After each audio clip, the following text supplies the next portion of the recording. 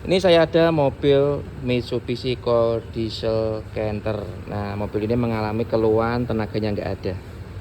Setelah dilakukan pemeriksaan ya, dari test drive terlebih dahulu, memang tenaganya hilang. Bisa dianalisa dua kemungkinan, apakah memang dari mesinnya yang bermasalah atau dari kopling yang bermasalah. Dan setelah di test drive, karena pengalaman dan bisa menganalisa dengan benar, akhirnya koplingnya kita turunkan dan ini koplingnya. Nah, ternyata dibongkar pun dia terlihat bocor. Jadi seal untuk krek as belakang sekalian diganti. Nah, ini seal krek asnya.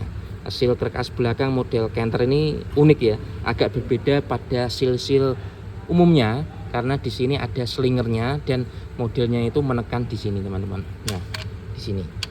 Kalau seal-seal biasanya kan dia di bibirnya yang bagian dalam sini, kalau ini dia di sininya. Nah, ini kita lihat dari kampas koplingnya.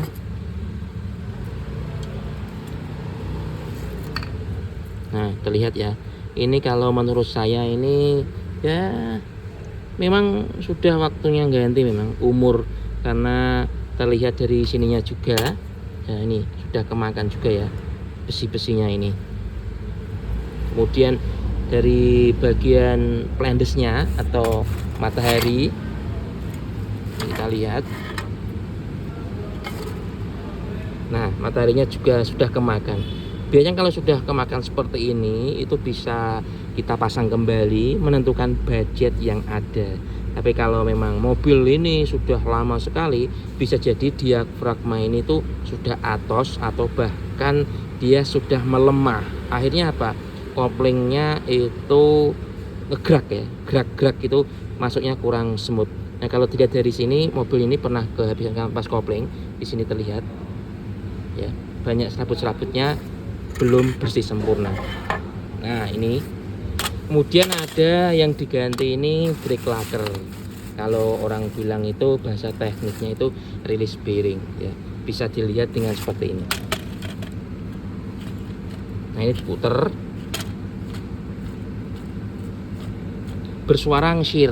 Hasilnya apa? Pelumasannya yang di dalam di bearing ini sudah tidak ada, sehingga ketika ditekan di sini akan terdengar bunyi abnormal karena di sini menekan oleh diafragma dari plendes itu. Akhirnya kena tekanan beban, muncul bunyi ngir seperti itu.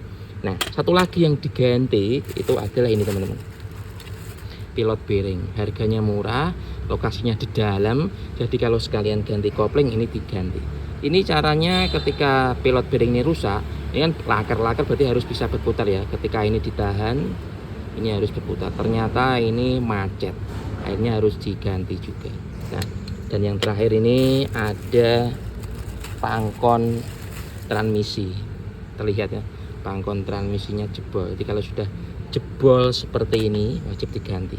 Biasanya kalau jebol seperti ini tuh ketika masuk gigi dia akan terasa getar, apalagi kalau dia sudah masuk gigi 5 kecepatan tinggi akan terasa getar. Mungkin dari kopelnya bisa, tapi sudah terlihat penyakitnya dari sini ya. Itu aja informasinya mengenai perbaikan truk Canter ganti kampas kopling bersama dudukan atau pangkon transmisinya. Sama saya Mas Edi, dunia otomotif, perbaikan kopling truk Canter.